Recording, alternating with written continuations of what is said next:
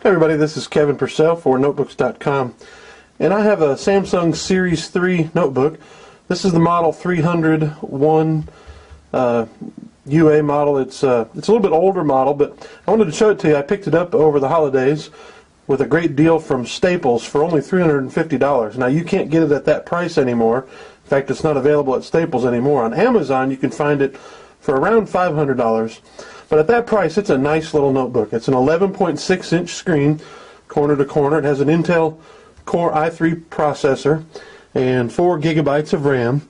It only comes with a 350 gigabyte hard drive, which, you know, for this price, that's not too bad.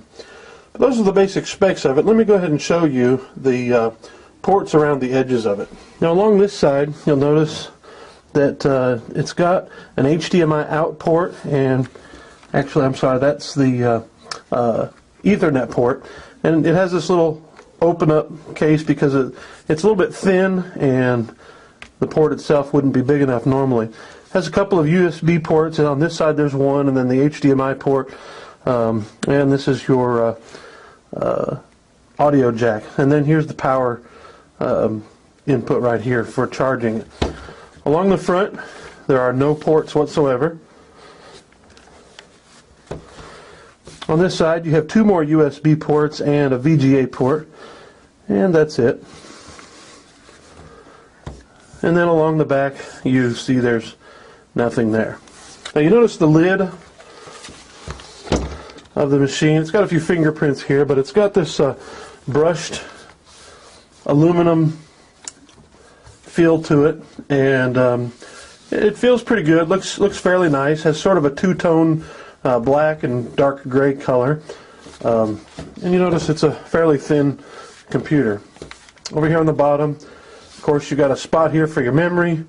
The battery pops off there.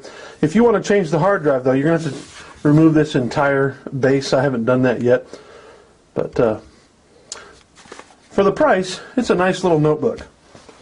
Now you see it's got one of these nice island style or chiclet style keyboards. And for typing, it's fairly comfortable. The keys aren't too compact or cramped. I don't like the arrow keys down here, but you know, I don't like most arrow keys on a notebook. And I do sort of miss having a dedicated right-click button. You can use the function key in order to get that, but you do get a window key, Control-Alt, and these are sort of out of order here for me a little bit, which I don't like. But other than that, it's a good keyboard. It's got good motion on it. You know, it doesn't have a real clicky-clackety kind of sound to it, and it's comfortable to type on. While the keyboard might be pretty decent for a budget notebook, the trackpad's just abysmal. It's horrible. It's too small. It's responsive enough, but the rocker right and left click button is kind of a pain to use. And the other thing is the driver software for it. I've just had a terrible time where even though I configure it to tap to select, it won't stay configured that way. I'm not sure why. I may have to go and sort of do a reinstall and everything to get it to work. I haven't contacted Samsung about that yet. It may be a minor thing. I'm not sure. Maybe there's an upgrade that can fix it. But as it is, that was a real pain because I really prefer a tap to click. Now it does have things like, you know, 2-finger scrolling, but since it's such a small touchpad, you know, you kind of have to keep lifting and raising your finger and retouching it in order to get it to work well, which I don't like. So it's a terrible touchpad. Now back here is where the sound comes from. It's got decent sound, not great. All right, now you can see the screen is set to about 40% brightness, which is adequate for most things. With the screen set at this, the battery lasts, in my surf test, which is a test that we use here at Notebooks.com, it keeps opening web pages over and over again, and it lasted for 3 hours and 50 minutes on that surf test. The battery is rated to go longer than that, but it doesn't go longer than that, as most battery ratings are grossly exaggerated by the manufacturer. It has a decent angle of viewing. Let me show you. Even at a low brightness level with the light shining directly on it, you can still sort of make out the screen. With the brightness turned up, it's actually much better, but you're going to lose some battery life. But I've been fairly pleased for a cheap screen. It's not bad. It's not super bright. The colors are average. But you know, it's pretty good. It's not terrible, but it's pretty good. And so I'm somewhat pleased with it. The performance of this notebook, you're not going to use this to, you know, play serious games. It's a business or student machine for someone who doesn't really want a lot of multimedia prowess. They just need it for basic tasks. And if that's what you're looking for, at the price, $500 or so, it's a pretty decent system. You'll get some updated specs now with newer ones coming out. It's not as thin and light as the Ultrabooks that have come out, but it is a lot cheaper, about half the price of a current Samsung Ultrabook Series 9.